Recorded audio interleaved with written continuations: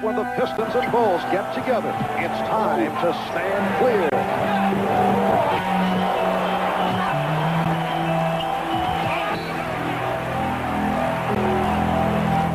Last year, the world champion Pistons found the way to beat the Bulls in the playoffs was to beat up on Michael Jordan. It often took 3 men to do it, and the NBA's best defensive player on the best defensive team. It paid off with Detroit winning in 7 grueling games. This year, three-peat is the New Year's resolution for Isaiah Thomas, Dennis Rodman, Joe Dumars, and the Pistons. But will this finally be the year that Michael Jordan and his Bulls rise to the top in the NBA? So you better not shout.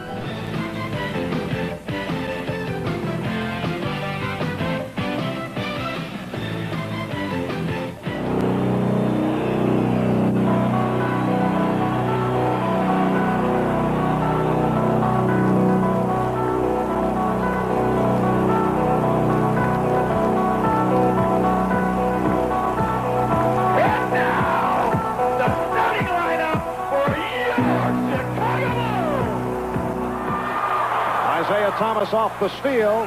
Pippen back. Nice feed. Rodman stopped by Jordan, who came back. John Paxson for Michael Jordan. His first shot. Yes. Against Detroit in the loss last week at the Palace. Edwards stripped by Jordan.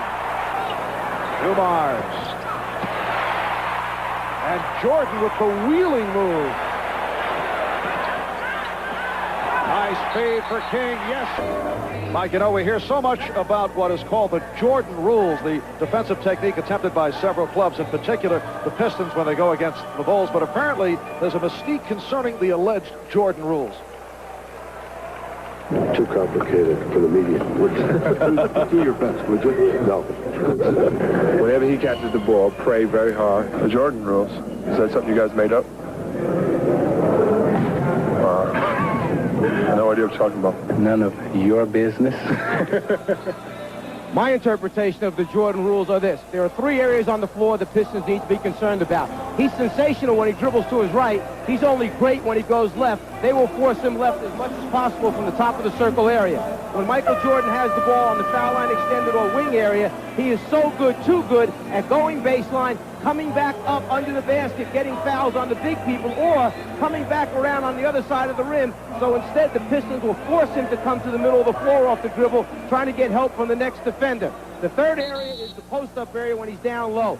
Because they like to, the Bulls, pass and cut, they will trap back from the top, double team with whoever is up on top. The post-up area is key to double team Michael Jordan. Well, in short, it's designed to double and triple up on Jordan, challenging the other Bulls to beat them, and that shows lack of respect. Pippen with the steal. That's lack of respect for Jordan's teammates. 11-10, 6.5 remaining in this first quarter. Marv Albert, Mike Fratello, Pat Riley. Oh, gorgeous move by Michael Jordan. Pistons 17, Bulls 13. Jordan, yes. Michael Jordan was considered the best defensive player in the NBA. And check this out. The 26 opponents that he has faced have really suffered. He's held 20 of them below their season average. Jordan. And he was pushed. Again, the isolation. 4 players on the opposite side of the floor from McGuire. And there's Jordan behind the head again with the block. However, Isaiah is on fire. According to the Jordan rules, anytime he comes off a screen in a pick-and-roll situation, Detroit wants to double-team him, stop the dribble, make him give the ball up. As Horace Grant sets the screen, we'll see Jordan come off, look for John Sally to jump out, stop him, and then Detroit will rotate to the open people on the floor. Here's the screen. There's the step out. Here comes the double team. They get Jordan to elevate in the air, look for a pass-off. Good defensive job by the Pistons covering to the open people. Mark McGuire telling us last night that his job has changed because he's double-teamed. 118. Chicago dipping off in the shooting department in the second quarter, and they have been destroyed off the boards. Detroit's opponents usually shoot under 46% against them as Michael Jordan off the stutter step. Yes. And here is Jordan. And that's what you do when they try to trap you on the double team. You split it off the dribble. Final seconds, Aguirre. He knows they're going to jump out and double team him, so he just splits the two people that are supposed to trap him and finishes it off. Because Chicago had taken possession. Jordan for the open, Paxson. Yes. Isaiah Thomas. And here comes Michael Jordan. Twisted and hitting. In the Jordan rules, anytime he comes off a screen, get up there and trap him, double team him. But Jordan's so good at keeping the dribble alive, he spreads the defense out, has two people about 30 feet away from the basket, finds an open teammate. Jordan again draws the double team. When Michael is doing his thing, just creating on his own, the next defensive player, whoever it is, big or small, has the responsibility of jumping out to stop his dribble penetration. Jordan, yes. 21 for Jordan. He comes into today leading the NBA in scoring, averaging better than 29 per game, shooting 56%. Whenever he has the ball on the wing, bring him to the middle of the floor to get help. Vinnie Johnson gets there a little too late. Michael Jordan just jumps over you and knocks it out.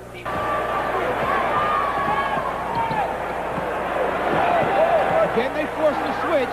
Now you've got Dumars trying to play Grant, or in isolation, Jordan against Sally.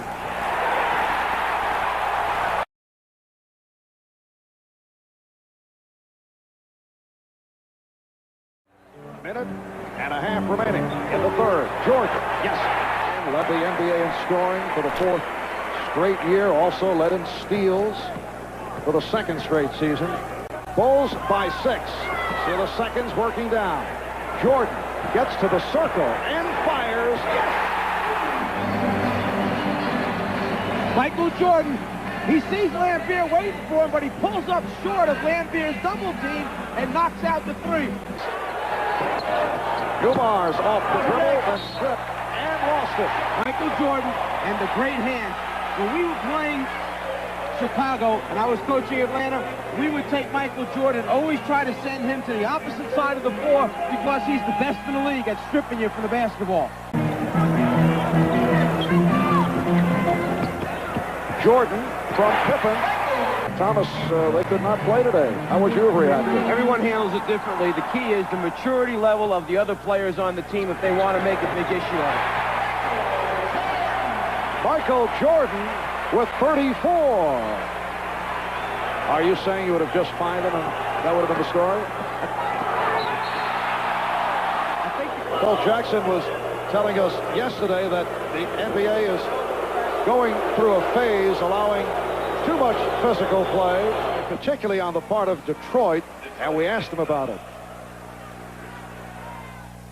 The fact that they all play the physical game from 1 through 8, and so they all generate that same kind of energy on defense, makes it consistent and difficult for referees to call the holds, because if they start one place calling holding or blocking or whatever, then they have to go all the way through their lineup and call all the fouls. And it's very difficult for the NBA referees to really referee a game well against the Pistons. Yes, it is. Reminds me of the days of the Philadelphia Flyers in the National Hockey League, where they were so rough and tough. There would be many calls made against them, but in the long run, perhaps they got away with some of the flagrant fouls and penalties, because you reach a point, you can't call everything. And Cartwright, Paxson and Jordan in the backcourt. Jordan lost it, recovers, and hits with the shot clock down to 2. Michael Jordan with a well-balanced performance. 12 points in the third quarter, 36 in all. And the Bulls have come through for Phil Jackson.